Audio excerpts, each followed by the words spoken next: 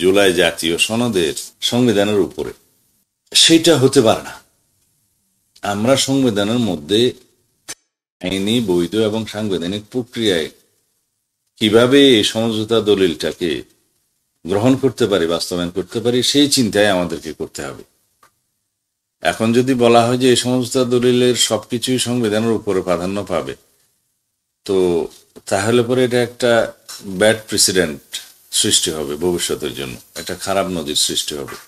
যদি 5-10 বছর পরে অন্য কোনো একটা সিচুয়েশনে সবাই বসে যদি বলা হয় যে এই দলিলটা সংবিধানের উপরে থাকবে, সেটার মানে একটা নজির দেওয়ার মতো এই বিষয়টা থেকে যাবে। তো একটা পুরো জাতির জন্য আমরা ব্যাড প্রেসিডেন্ট ক্রিয়েট করাটা ঠিক হবে না। তারপরে বলছে আপিল বিভাগে যে কোনো প্রশ্নের চূড়ান্ত মীমাংসার মানে এই সনদের কোনো বিধান, প্রস্তাব বা সুপারিশের ব্যাখ্যা, মানে এই জুলাই জাতীয় সনদের যে কোনো রকমের বিধিবিধানের ব্যাখ্যা চূড়ান্ত মীমাংসার এখতিয়ার বাংলাদেশ সুপ্রিম কোর্টের আপিল বিভাগের উপর ন্যস্ত থাকবে। তখন আপিল বিভাগের উপর কি আমরা এরকম কোনো আইন ন্যস্ত করতে পারি? আপিল বিভাগ হচ্ছে সুপ্রিম কোর্ট একটাই আদালত, কনস্টিটিউশনাল কোর্ট, তার 2টা বিভাগ। এখন আপিলের ডিভিশনে কোনটা যায়? হাইকোর্ট ডিভিশন থেকে যে কোনো রায়ের বিরুদ্ধে আপিলের বিভাগে আপিল হয়। তাছাড়া অন্যান্য যে কোনো বিষয় কনস্টিটিউশনালি অ্যাড্রেসড যেখানে হতে পারে সেটা সম্ভবত আর্টিকেল 103 অনুসারে আপিলের ডিভিশনে যাবে। কিন্তু এই সমস্ত দলিলটা তো কোনো ইটসেলফ অর্ডিন্যান্সও নয়, আইনও নয় এবং রায়ও নয়। তো এইখানে ব্যাখ্যা দেওয়ার জন্য কে পাঠাবে, কিসের ভিত্তিতে যাবে, সেই প্রশ্নগুলো আগে ডিসাইড করতে হবে। এই বিষয়টা কেন যাবে, কারা নিয়ে যাবে, কেন নিয়ে যাবে আপিলের ডিভিশন, বা আপিলের ডিভিশনের এখতিয়ারই বা এটা কি?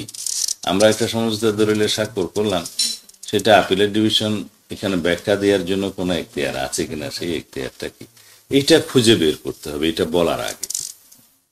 আর আরো একটা বিষয় যেটা হয়েছে, এটা খুবই অবজেকশনেবল, যে জুলাই জাতীয় সনদ 2025-এর প্রতিটি বিধান, প্রস্তাব ও সুপারিশ সাংবিধানিক আইনগতভাবে বলবৎ হিসেবে গণ্য হবে বিধায় এর বৈধতা প্রয়োজনীয় কর্তৃত্ব সম্পর্কে কোনো আদালতে প্রশ্ন তোলা যাবে না। এখন বিষয় হলো, কোনো আদালতে প্রশ্ন তোলা যাবে না এই এখতিয়ার কি আমাদের সংবিধান কাউকে দিয়েছে?